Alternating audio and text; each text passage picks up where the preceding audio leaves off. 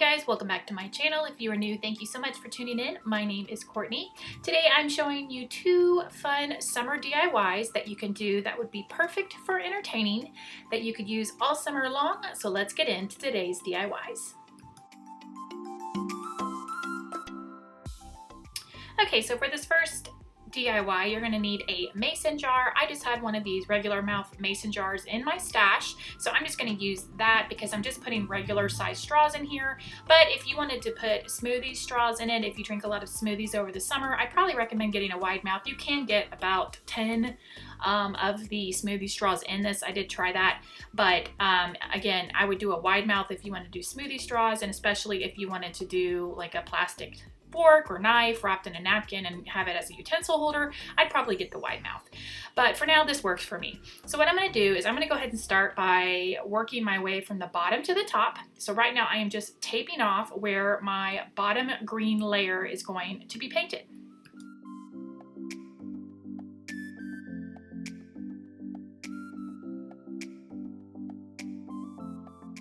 For my bottom layer, I'm going to end up using the Moss Waverly chalk paint, and what I will end up doing is putting on 3 coats of this paint on the bottom of the jar.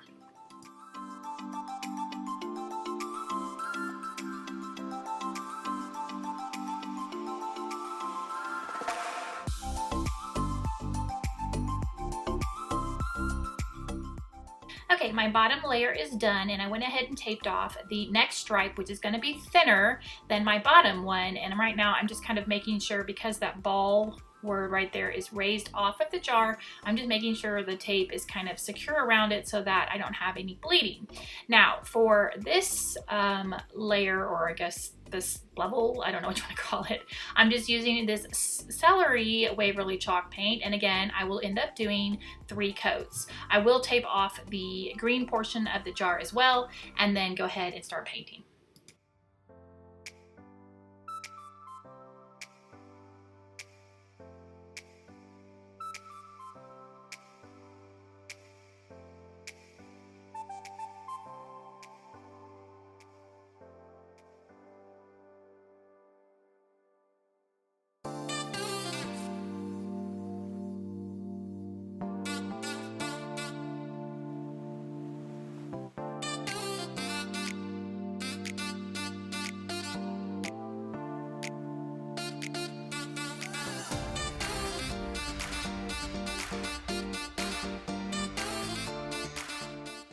Okay, I painted my celery stripe of paint on there. Now let me show you what happened here. Because of my impatience, I peeled the tape off, and look at that, I gotta do some touch-ups, which is not really that big of a deal, but you guys, seriously, let it dry for longer than like 10 minutes before you pull the tape off.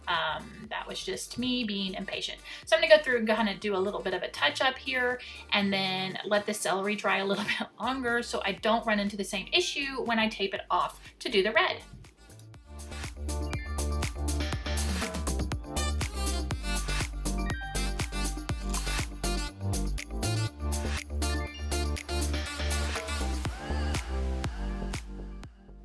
Okay, the touch-ups are done, and I let it dry for a little bit. So now I'm going to tape it off again, and then I'm going to go in and start painting the rest of the jar, including the top, with the crimson red Waverly chalk paint. I will, again, do 3 coats of the red as well.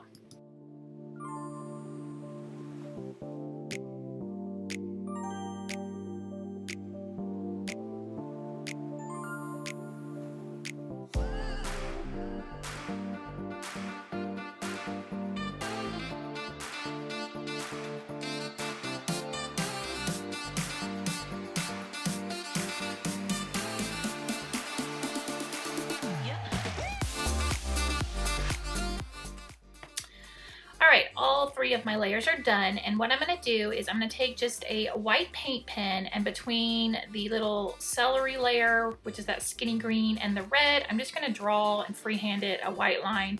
If you wanted to tape this off and paint it, you certainly could, but I was kind of done with the whole taping off process, so I'm just going to take this marker and go around it with just 1 coat of this paint pen.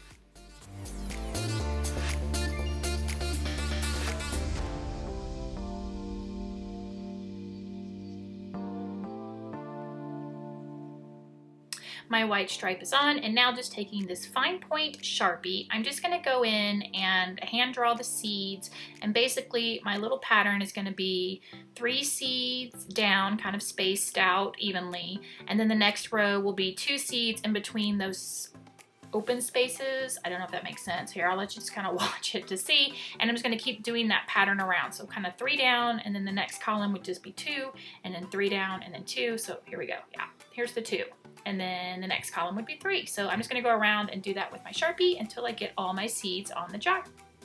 Guys, so this is a 4x4 cedar post that I had cut down to 3.5 inches now, and a 4x4 actually measures 3.5 by 3.5, so I actually just had Home Depot cut these for me, no problem. This template I did find online. I will link it down below. I printed it out, and now I'm going to show you kind of the different options as far as what you can do to do this if you don't want to use power tools. So I started off taking a thumbtack and marking the holes like this so that I would know where I need to use my drill and my drill bit to make the holes. But then I realized the end of my drill, look at that, see there's a point right there? Yeah, I could just use that instead of a tack. So I don't end up doing that for the rest of them once I realized I could just use this all the way around.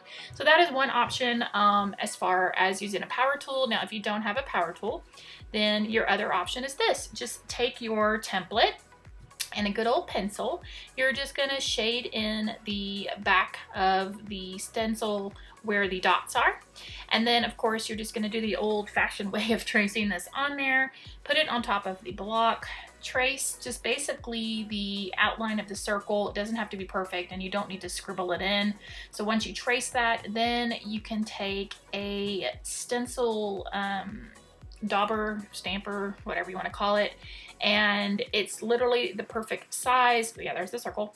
And just take one of these and literally put it in the black paint and just stick it down there like that. So that's another option if you don't have power tools, but I kind of wanted mine to be a little more realistic and have the little divots in there, so that is what I'm choosing to do. So I will go ahead and start marking my dice, and then I'll start drilling them out.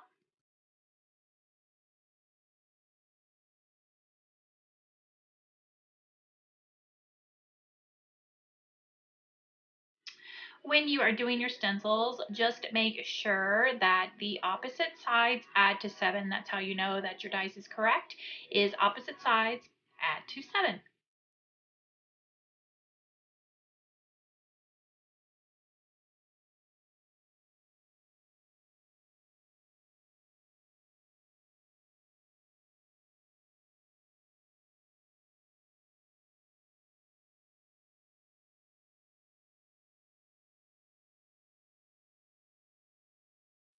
Once the holes are kind of drilled out, you're going to want to take a sanding block and just go ahead and try to smooth it down just a little bit.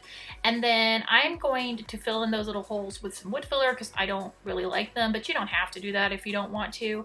And then once it is dry, I'll go back and give it another light sanding. Now, I did want to mention, yes, this is the 4x4 from Home Depot that I had them cut.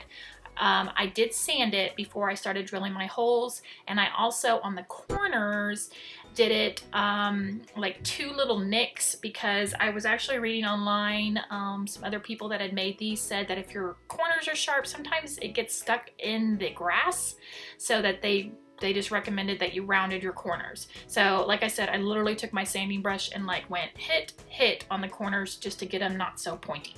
And now I'm just gonna go through and fill all the holes and sand them, and then I'll get ready to paint them.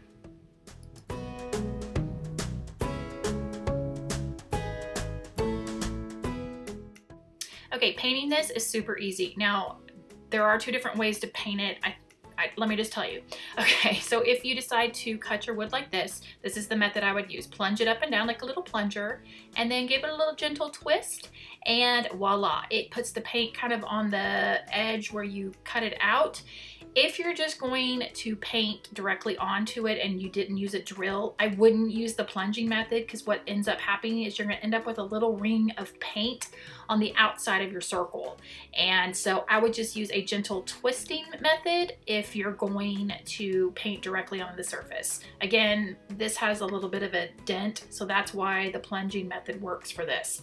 I hope that makes sense. If it doesn't, just let me know down below and I'll try to explain it better.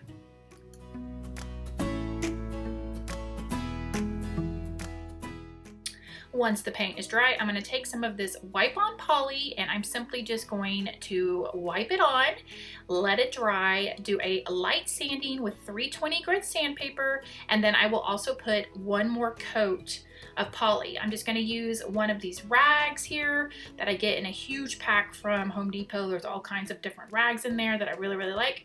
And then this project's finished, guys.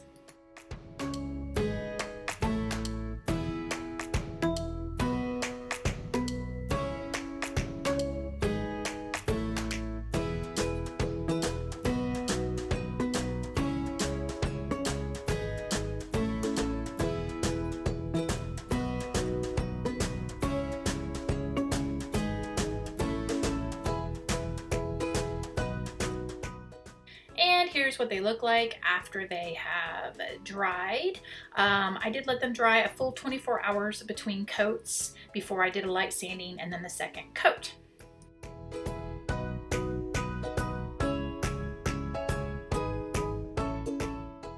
And there you go, guys, a fun set of yard dice that you could use to play all kinds of dice games, Yahtzee, Farkle, I guess you could play craps if you wanted to. I don't know, whatever you guys wanted to do. Thank you so much for watching, guys. I really, really appreciate it. Please give this video a thumbs up to help out my channel. And until next time, guys, I'll see you later. Bye.